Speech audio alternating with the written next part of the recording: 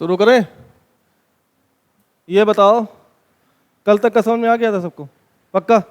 संसद आ गई समझ में? राज्यसभा, लोकसभा, चुनाव, किसका चुनाव कैसे होता है? राज्यसभा का चुनाव कैसे होता है? अप्रत्यक्ष। कौन चुनता है राज्यसभा के सदस्यों को? राज्यसभा के सदस्यों को कौन चुनता है? राज्य विधानसभा के एमएलए। राज्यसभा के सदस्य कितने होंगे? अधिकतम सदस्यों की संख्या कितनी है? राज्यसभा की बात कर रहा हूं, 250। यानी राज्यसभा 250 अनधिक सदस्यों से मिलकर बनेगी। इन 250 में से कितने व्यक्तियों को राष्ट्रपति मनोनीत करेगा? 12 व्यक्तियों को मनोनीत, जो कहां से होंगे? जिन्हें साहित्य, विज्ञान, कला और समाज सेवा का विशेष ज्ञान या व्यवहारिक अनुभव हो। बाकी कितने सदस्य बचे? 238। 238 सदस्यों का निर्वाचन कहां से होगा? राज्य विधानसभाओं से, राज्यों की विधानसभा से। क्या क्राइटेरिया क्या था उसका? वर्तमान में कितने सदस्य राज्यसभा के? 245। इन 245 से 12 सदस्यों का नाम निर्देशित कौन कर रहा है? राष्ट्रपति। 233 सदस्य कहां से आ रहे हैं? सिर्फ क्या राज्यसभा के सदस्यों का निर्वाचन केवल राज्यों की विधानसभाओं द्वारा किया जाता है? कहां से आते हैं? कहां से, कौन कौन सी यूटी से आते हैं? हाँ, किस संघ शासित प्रदेश से राज्यसभा में कितने सदस्य आएंगे, ये निर्धारण कौन करता है? संसद। ठीक है, संसद द्वारा ये कहा गया कि इस संघ शासित प्रदेश से क्रमशः, यानी जम्मू कश्मीर से कितने? 4, पौंडीचेरी से कितने? 1, और दिल्ली से कितने? 3 व्यक्ति। ये 4, 3, 1, इन व्यक्तियों को जो जहां कहां से हैं? संघ शासित प्रदेशों से, लेकिन राज्यसभा में इनको जगह दी जाएगी। ठीक है। यूपी के कितने सदस्य हैं? यूपी की मतलब राज्यसभा में सीटें कितनी हैं? 31। इन 31 का, अच्छा, राज्यसभा कैसा सदन है? स्थायी, यानी इसका कभी भी विघटन नहीं हो सकता। ठीक है, चलो बढ़िया। अब आज टॉपिक क्या है?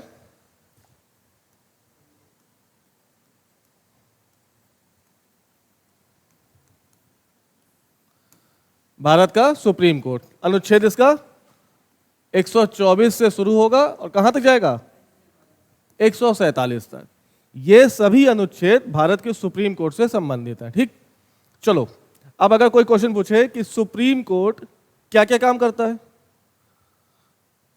तो सुप्रीम कोर्ट बहुत सारे काम करता है। जैसे कानून की व्याख्या करना। ठीक, संसद द्वारा यदि कोई कानून बना है, उसको व्याख्या करके यदि वह कानून मूल अधिकारों का उल्लंघन कर रहा है तो उस विधि को शून्य करना। राष्ट्रपति का निर्वाचन अपात्र घोषित करने की शक्ति किसके पास है? सुप्रीम कोर्ट के पास है। उपराष्ट्रपति के चुनाव को अपात्र घोषित करने की शक्ति किसके पास है?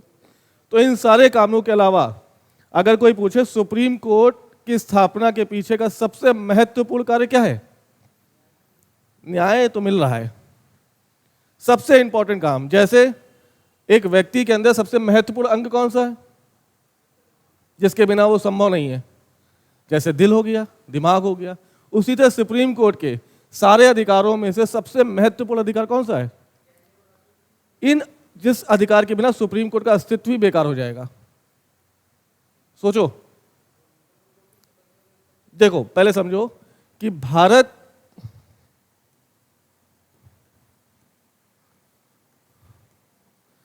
कैसी व्यवस्था वाला देश है? भारत में संघात्मक शासन व्यवस्था है कि नहीं है?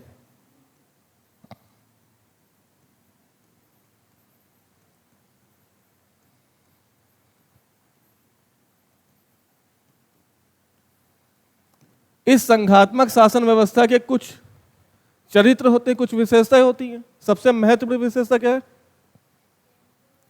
बहुत बढ़िया, क्या है? केंद्र व राज्यों के मध्य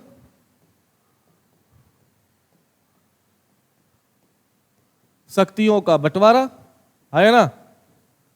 अब देखो,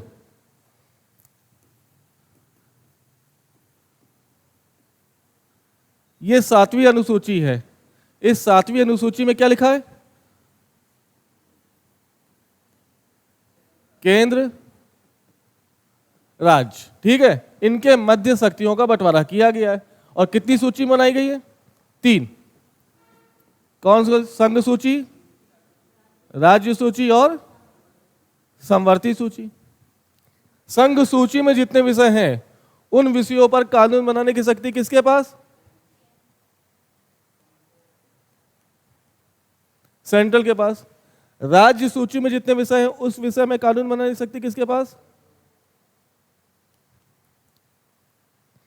समवर्ती सूची में जो विषय हैं उन विषयों पे कानून बनाने की शक्ति किसके पास? Central and state both. समझना? जब शक्तियों का बंटवारा होगा तो यह हो सकता है कि किसी भी शक्ति को लेकर दोनों के मध्य विवाद उत्पन्न हो जाएगा कि नहीं हो जाएगा। जैसे मान लो हमने कुछ शक्तियां इनको दे दी और कुछ शक्तियां आपको दे दी, दोनों के बीच शक्तियां बढ़ गई, कोई दिक्कत नहीं। लेकिन कभी हो सकता है कि तुम इसकी शक्ति को ओवरलैप कर जाओ या ये तुम्हारी शक्तियों को ओवरलैप कर जाए। केंद्र कहे ये मेरा विषय है, राज्य कहे ये मेरा विषय है, दोनों के मध्य क्या होगा? विवाद। इस विवाद को कौन निपटाएगा? इस विवाद को वही निपटा सकता है जो केंद्र से स्वतंत्र हो और राज्यों से स्वतंत्र हो, और क्या हो, साथ ही साथ निष्पक्ष भी हो। तो ऐसी संस्था भारत में कौन सी है जो केंद्र और राज्यों के मध्य स्वतंत्र और निष्पक्ष होकर किसी भी विवाद को निपटा सकती है? उसका नाम क्या है? Supreme court of India. समझ में आ गई बात? यह सबसे महत्वपूर्ण विशेषता है। विवाद कैसे हो सकता है? सोचो।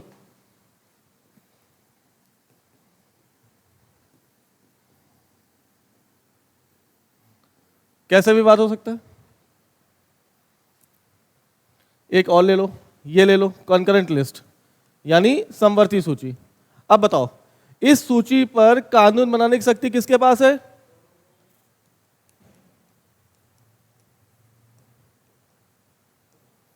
सेंट्रल स्टेट दोनों के पास है।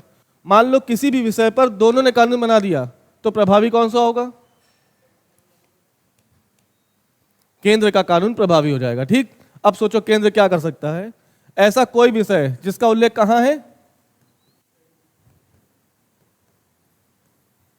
जिसका उल्लेख कहां पर है? राज्य सूची में। केंद्र संसद द्वारा कानून में संशोधन करके इस शिक्षा संबंधी विषय को कहां ला सकता है? कहां ले आएगा? शिक्षा जो विषय था वो पहले किसका विषय था? राज्य सूची का। यानी राज्य सूची का विषय होने के बाद शिक्षा पर कोई भी कानून कौन बनाएगा? अब देखो, कानून केंद्र जैसे हस्तक्षेप करेगा, क्या करेगा? इस शिक्षा संबंधी कानून को, सूची को, विषय को कहां लेके ले आया? अब जैसे ही समवर्ती सूची में आया, इस शिक्षा के संबंध में कानून बनाने का अधिकार किसके पास हो गया? दोनों बनाएंगे, प्रभावी कौन सा होगा? हो गया विवाद। राज्य कहेगी कि आप शिक्षा वाले विषय को राज्य सूची से निकालकर केंद्र में कैसे ले आए? यानी हमारी शक्तियों को कहीं ना कहीं आपने क्या किया? राज्य आरोप लगा सकता है कि नहीं लगा सकता? और जैसे ही आरोप लगाएगा, ये दोनों जो विवाद हुए ये कहां चले जाएंगे? अब सुप्रीम कोर्ट व्याख्या करेगा और विवाद का निर्धारण कर देगा। समझ में आ गई बात? पक्का? श्योर? अभी देखो हाल में क्या हुआ, 2019 या 2020 है, जाके चेक कर लेना। ये सुने हो, नेशनल इन्वेस्टिगेशन एजेंसी, ये क्या है?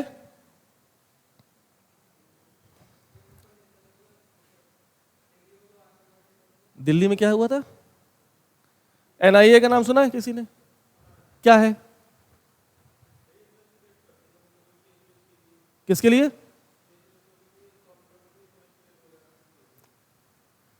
ये कब बना? एनआईए कब बना कानून? नेशनल इन्वेस्टिगेशन एजेंसी किस चीज का इन्वेस्टिगेट कर रहे हैं?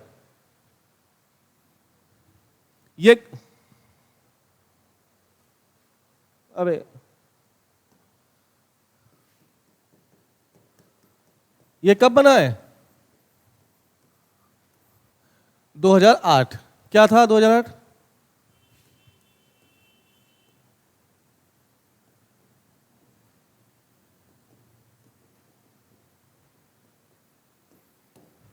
कौन सा अटैक हुआ था? मुंबई अटैक हुआ था, है ना? मुंबई अटैक के बाद सरकार को लगा कि आतंकवाद को समझाने के लिए या आतंकवाद को से बचाने के लिए हमें किसी एक नए अधिनियम की आवश्यकता है, जिसका नाम क्या है? एनआईए। समझ में आएगी बात? कब हुआ स्थापित और लागू कब हुआ? 2009 में। इसमें अभी नया संशोधन हुआ 2020 में, 19 में हुआ है, 20 या 21 जो भी देख लेना। एनआईए में संशोधन हुआ, क्या कहा गया? देखो, एनआईए के तहत केंद्र की जो पैरामिलिट्री फोर्स हैं, कौन सी पैरामिलिट्री फोर्सेस हैं,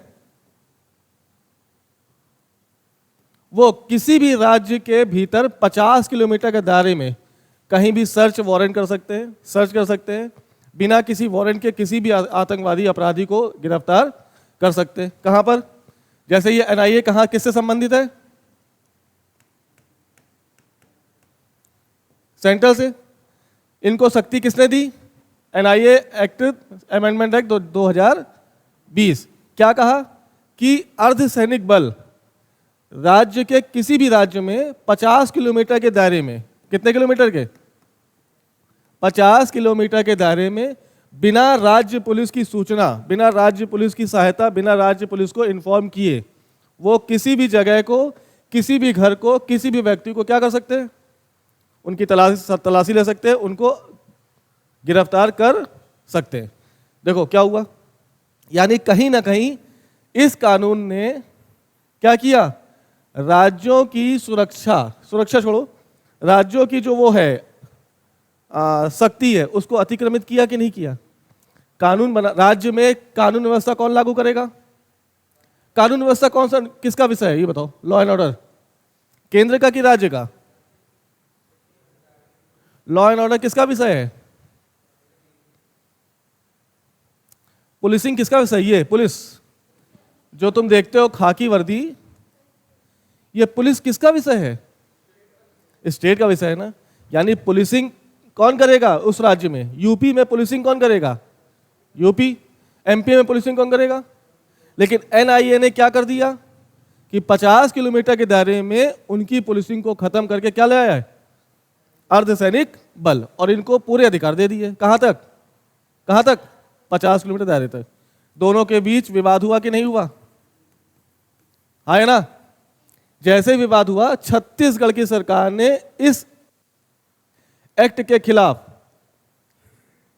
क्या किया? याचिका दायर की। कहां पर? कहां पर? Supreme court. समझ में आया?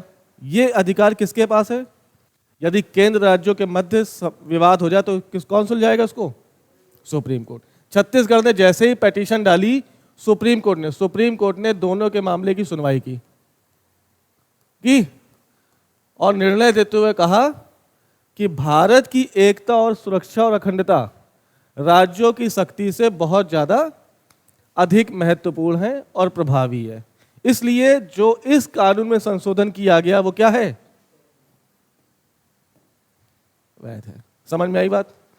तो कोई भी विवाद होगा, इसका निपटारा कौन करेगा? एक तरफ सेंटर और एक तरफ स्टेट, दोनों के बीच कॉन्फ्लिक्ट हो गया। इस कॉन्फ्लिक्ट को कौन सुलझाएगा? Supreme court. एक तरफ स्टेट, दूसरी तरफ स्टेट, दोनों के मध्य विवाद हो गया, कौन सुलझाएगा? अरे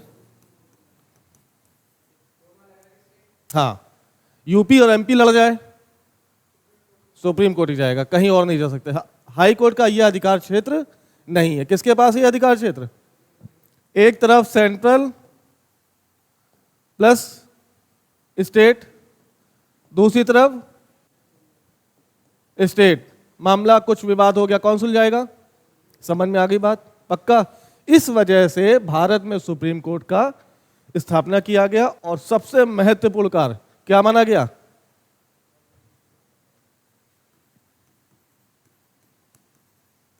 कि परिसंघीय प्रकृति के विषयों पर उत्पन्न विवाद को निपटाना, यह किसका अधिकार क्षेत्र है? और यही अधिकार क्षेत्र सबसे ज्यादा इंपॉर्टेंट है। वो मूल अधिकार अलग बात है। मूल अधिकार का उल्लंघन होगा, कहाँ जाओगे? सुप्रीम कोर्ट, वो अलग चीज है। राष्ट्रपति का निर्वाचन अपास घोषित करने की शक्ति किसके पास है? सारी शक्तियां हैं, लेकिन सबसे महत्वपूर्ण शक्ति कौन सी है? कि यदि केंद्र और राज्यों के मध्य विवाद हो जाए तो संघात्मक चरित्र को बचाए रखने की शक्ति किसको दी गई है? Supreme court. और सुप्रीम कोर्ट ने संघात्मक चरित्र बचा के अभी भी रखा हुआ है। ऐसा ही एक कानून आया था, ये सुना है?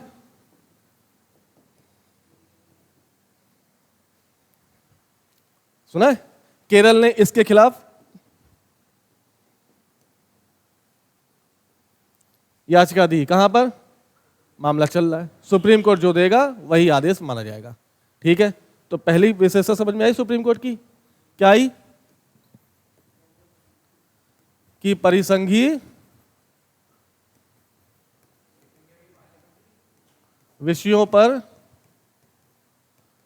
उत्पन्न विवादों को सुलझाना। दूसरी शक्ति क्या है? दूसरा विशेषता क्या है सुप्रीम कोर्ट की? दूसरी विशेषता बताओ। ये तो हो गया परिसंघीय प्रकृति, केंद्र राज्य के मध्य विवाद वही होगा, परिसंघीय प्रकृति। दूसरी विशेषता? विशेषता नहीं वो।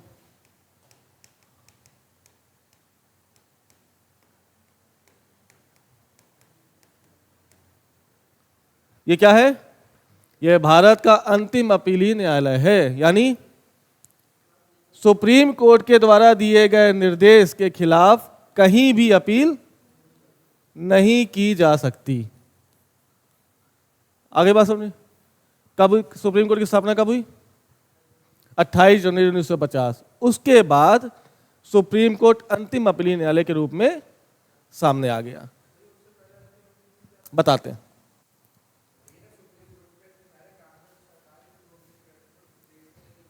क्या? हाँ हाँ, क्या नहीं करती? हाँ, वो तो पहले उनके लिए संसद बनवाना जरूरी है ना। इंफ्रास्ट्रक्चर कहाँ पे ध्यान दिया जा रहा है?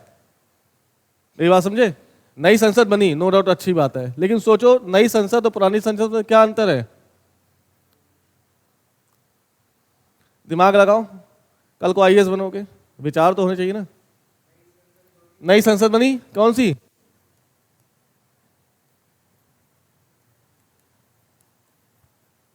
सेंट्रल विस्टा नाम है। पुरानी संसद? क्या ऐसा चीज थी जो पुरानी संसद में है लेकिन नई संसद में नहीं है? तेज बोलो। AC, fridge, cooler, washing machine, ऐसी क्या चीज है जो पुरानी संसद में है लेकिन वो नई संसद में नहीं है? क्या है?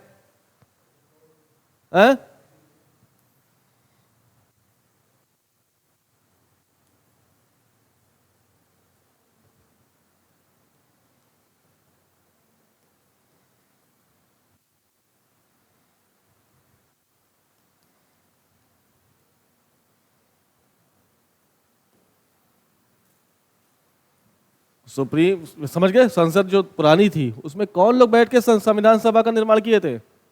अंबेडकर साहब, और कौन? नेहरू साहब, और सरदार वल्लभ भाई पटेल, और पट्टाभी सीतारमैया, और डीपी खेतान, और टीटी कृष्णमाचारी, और ये सब बहुत योग्य और कद्दावर नेता थे। तो उनकी यादें कहाँ से जुड़ी हैं? संविधान बना कहाँ पर? हस्ताक्षर कहाँ हुए? क्या वो मूल भावना पुरानी संसद में जो है क्या नई में होगी? नहीं होगी। आपको बनाना चाहिए था पहली बार। इसका वाकई आधारभूत संरचना खराब है, जर्जर व्यवस्था है। आप इसको रेनोवेट करा सकते थे, लेकिन आप क्या कर रहे हैं? गलत बात है ना? प्राथमिकताओं का सही क्रम आपकी सफलता है। प्राथमिकताएं होनी चाहिए थी। अब जैसे क्या हुआ कल परसों? परसों क्या हुआ? अब सारी चीजें प्राथमिकता वहीं लगा दो। तुम्हें याद है आज से 2-3 महीने पहले हमने क्या कहा था? हमने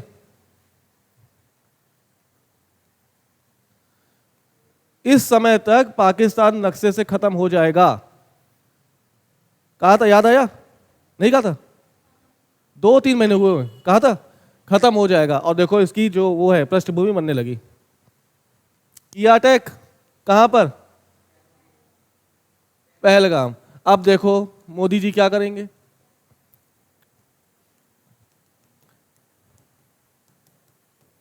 एयर स्ट्राइक और लैंड स्ट्राइक, उड़ा दो सालों को, खत्म करो, नीच हैं ये देश, पड़ोसी देश के नाम पर धब्बा है। इसने फिर अपनी औकात दिखा दी कि कुत्ता कुत्ता ही रहेगा, कुत्ते की पूंछ वो 12 साल भी रखो ना नली से तो निकलेगी कैसी? टेढ़ी। वो है ऐसा देश। क्या क्या गलती थी पता है? क्या क्या, क्या किया गया है? जाति नहीं पूछी, नाम नहीं पूछा, धर्म पूछा। क्या धर्म है? हिंदू। शूट। कई टूरिस्ट की पैंटें उतरवाई गई चेक करने के लिए कि आप हिंदू है कि मुस्लिम है। सोचो क्या ये बस वही तो भारत की सबसे बड़ी विडंबना है। भारत जैसे देश पर चोट पहुंच रही है और हम लड़ क्या रहे? राजनीति में मुद्दा लड़ा रहे हैं कि नहीं ये मोदी जी की साजिश है, ये वो चुनाव होने वाले हैं इसलिए इसको चुनाव जिताएंगे।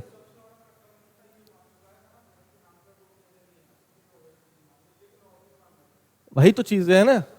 आप अपनी रोटियां सेक रहे हैं, आप अपनी राजनीति की रोटियां क्यों सेक रहे हैं? ये विडंबना भारत के ऊपर है ही है, ना कि किसी राजनीतिक पार्टी के ऊपर। उनको ईंट का जवाब पत्थर नहीं, बहुत बड़े पत्थर से देने का टाइम है। हमारी टॉलरेंस की जो पॉलिसी है ना वो एक लेवल तक ठीक है, लेकिन बार बार कोई आए गाल में चाटा मगर चला जाए, चीजें सही नहीं है। एक बार 2 बार भगवान श्री कृष्ण ने भी कितनी गलतियां माफ की थी? किसकी? तो शिशुपाल है वो देश भारत पाकिस्तान। हम 99 गलतियां माफ करने की स्थिति में नहीं इस समय। अब जो हुआ सो हुआ, खत्म करो उसको, हटा दो, 2030 तक हटा दो, खत्म कर दो। पाकिस्तान था, बहुत बढ़िया है। खत्म करने का मतलब अस्तित्व खत्म करने की बात है। FATF ये क्या है? Financial action task force. अभी 2022 में पाकिस्तान को इससे ग्रे लिस्ट से बाहर किया गया और फिर इसने काम कर दिया कैसा? इसको फिर से ब्लैक लिस्ट कर दो, व्यापार बंद कर दो। लेकिन बस वही दिक्कत है कि there are no foe and friends in international politics. अंतर्राष्ट्रीय राजनीति में ना ही आपका कोई दोस्त, ना ही आपका दुश्मन। FATF में कौन लागू करेगा? मोटा मोटा कहो तो यूएसए दोस्ती निभाता आ रहा है किससे? अर्थ पे चोट मारो, पंगु बना दो, लंगड़ा बना दो, इसको खत्म कर दो। है इतना मुट्ठी भर का देश है। अरे मोदी जी ऐसे नहीं, मोदी जी लेंगे एक्शन, बहुत जल्दी देख लेना। देखो भारत की अस्मिता पर चोट पहुंचे तो आपको राजनीति से ऊपर उठ के सोचने की आवश्यकता है। किसी की देखो यार, सबसे बड़ा चीज क्या है? एकता, अखंडता, सुरक्षा। इसी को बार बार तुम चोट पहुंचा रहे हो।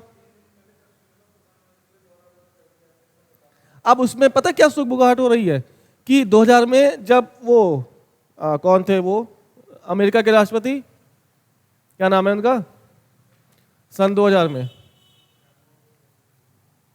जो भी थे उनका दौरा हुआ था भारत, और जैसे भारत दौरा हुआ अमरनाथ में अटैक हो गया। तो अब उसी को जोड़ा जा रहा 2025 से कि उस समय भी अमेरिका का राष्ट्रपति आया था और दिखाया गया कि पाकिस्तान हमारा दुश्मन है, यानी ये भारत ने अटैक कराया था। और अब भी वही से जोड़ रहे हैं सिरे कि 25 में चुनाव आने वाले, अभी चुनाव होंगे फिर से। हमने जैसे कोई अमेरिका का वाइस प्रेसिडेंट आया ना भारत, वो आए और उनको दिखाने के लिए अटैक करा दिया गया। अरे डूब मरो यार, इतना भी लेफ्टिस्ट मत बनो कि जब भारत पर चोट पहुंचे तब भी आप क्या कर रहे हैं? राजनीति के पराठे और रोटियां सेक रहे हैं। गलत बात है यार, ऊपर उठ के सोचने की आवश्यकता है। हाँ, वही कह रहे हैं। अब आप थोड़ा सा ऊपर उठिए और धर्म को हटाकर एक लेवल पे आके सोचिए कि वी आर इंडियंस, और ये खतरा, ये चोट जो लगा है वो किसी उन 28 लोगों के ऊपर नहीं है, वो पूरे एक एक भारतीय के ऊपर है। ये हर उच्चा तुच्चा नत्थु खैरा कहाँ आ जाता है, भारत आ जाता है और अटैक करके चला जाता है। इतनी औकात कैसे बढ़ गई है इनकी। जरा सा देश है, उठा के पटक दो तो मर जाए, लेकिन फिर भी एड मिलती है इनको, उनको फायदा है इस चीज का कि भारत पे आओ, कहीं से घुस के आओ, 2 गोलियां चलाओ और पैसा उनके खाते में आ जाएगा। नहीं समझे? बिल्कुल। चलो मुद्दे से भटक गए थे, कहाँ है? चलो क्या था, चल क्या था है? हाँ, दूसरी विशेषता क्या है? अंतिम अपीली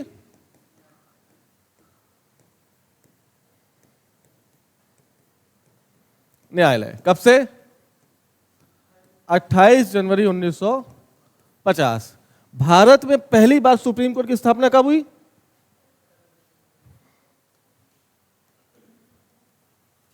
1774। 1773 के रेगुलेटिंग एक्ट में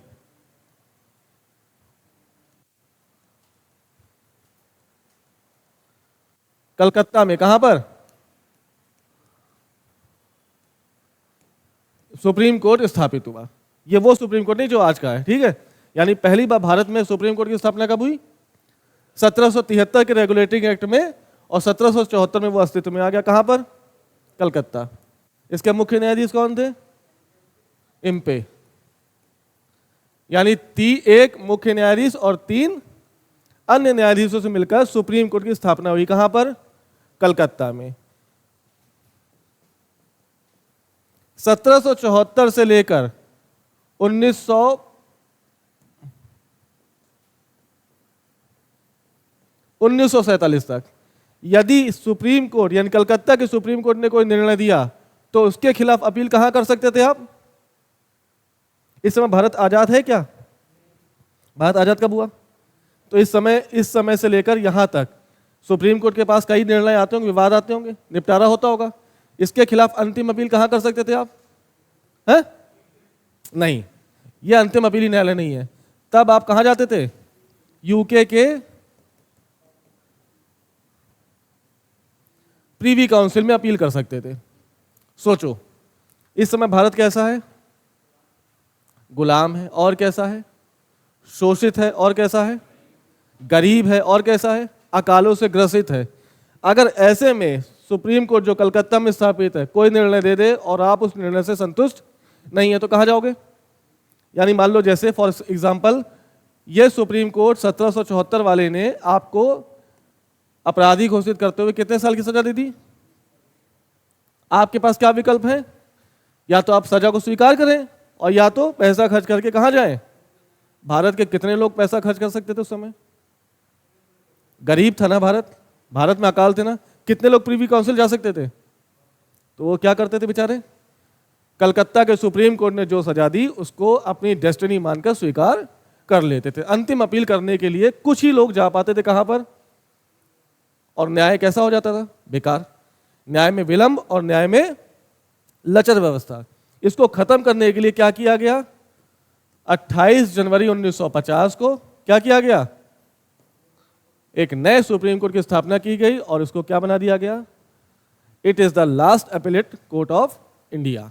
यानी अब इसके खिलाफ आप कहीं और जाने की जरूरत नहीं है। अंतिम अपीली न्यायालय क्या बन गया?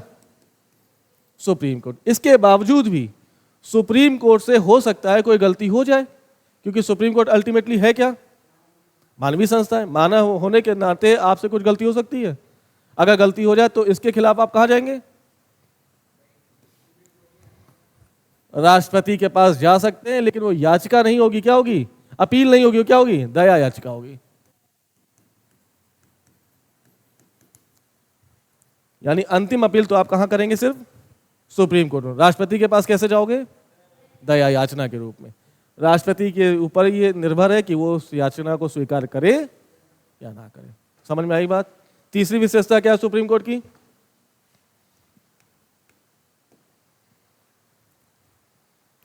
सोचो, दिमाग लगाओ, सुप्रीम कोर्ट की तीसरी विशेषता क्या है?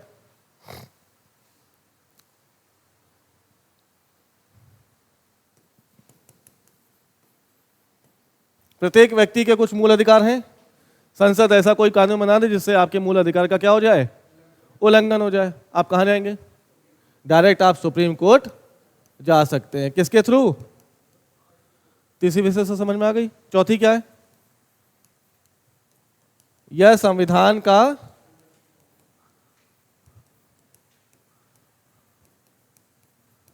अंतिम व्याख्याकार है। मतलब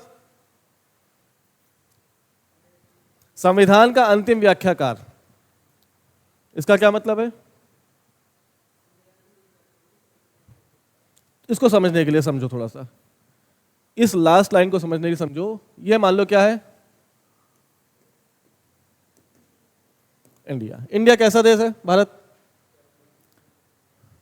भारत एक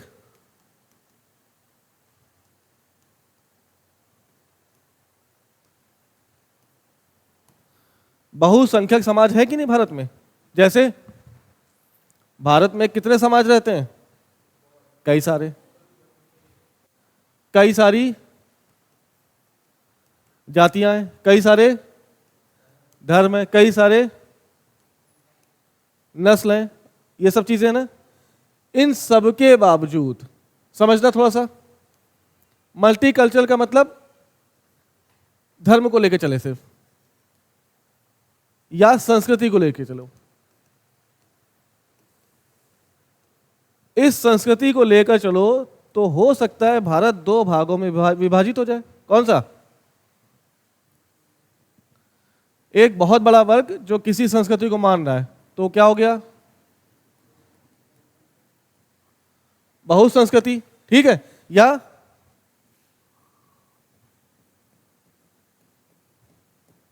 बहुसंख्यक, यानी किसी एक विशेष धर्म को मानने वालों की संख्या ज्यादा है तो वो क्या कहलाएंगे?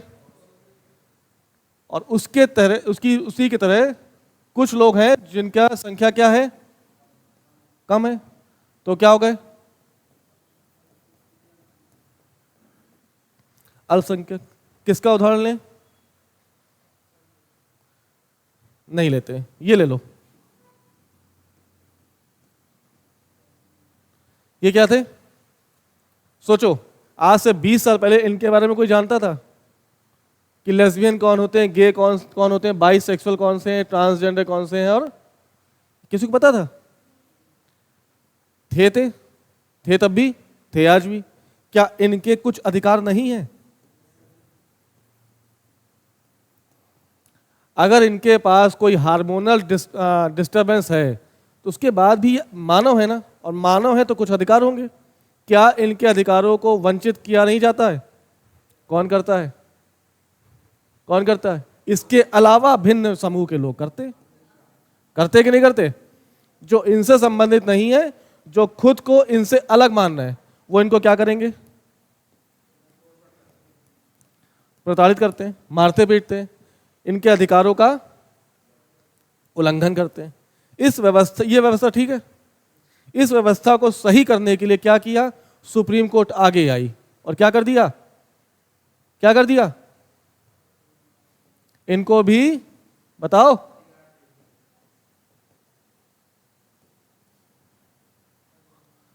थर्ड जेंडर की संज्ञा देते हुए क्या दे दिए?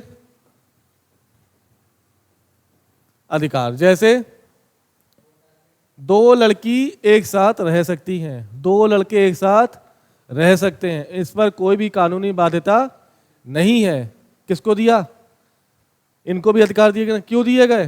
ताकि इन अल्पसंख्यक समूहों का शोषण जो बहुसंख्यक कर रहे थे, उस शोषण से इनको बचा लिया जाए। हाँ है ना? जैसे लिव इन रिलेशन सुने हो, क्या था?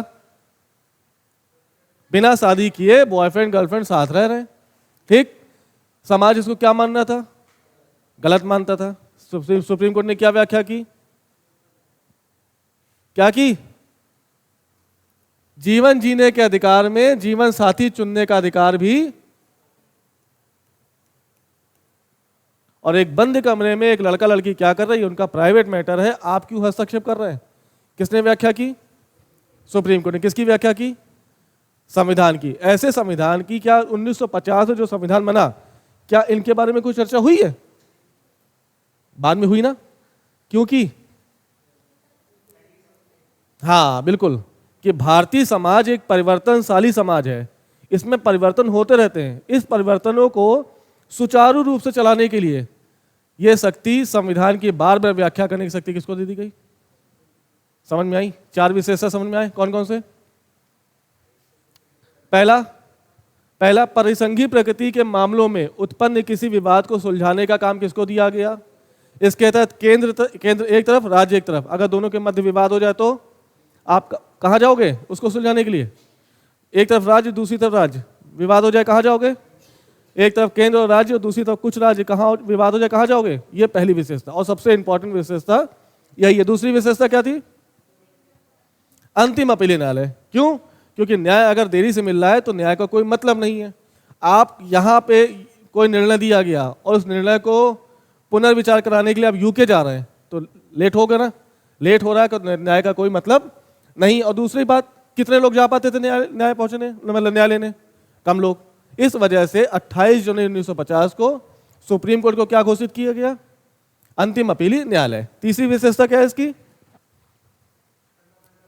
हाँ, यदि किसी व्यक्ति के मूल अधिकारों का उल्लंघन होता है तो आप डायरेक्ट 32 के तहत कहां चले जाएंगे?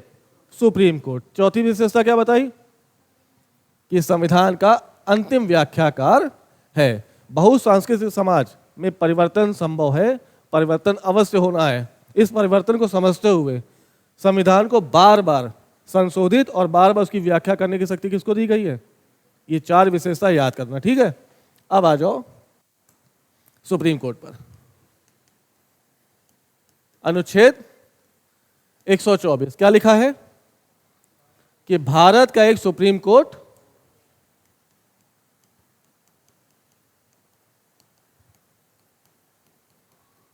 जो एक मुख्य न्यायाधीश व 7 अन्य न्यायाधीशों से मिलकर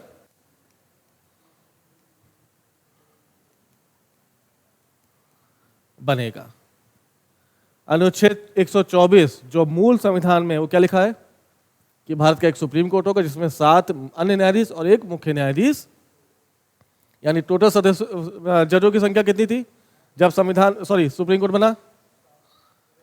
8। वर्तमान में कितनी है जजेस?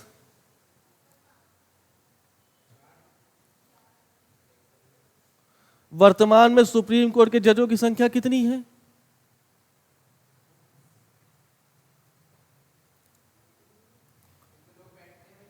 हे भगवान, एक सीजीआई और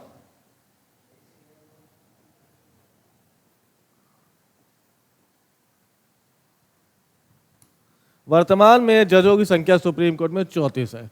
एक सीजीआई और 33 अन्य जज हैं। जजों की संख्या बढ़ाने का कार्य किसके पास?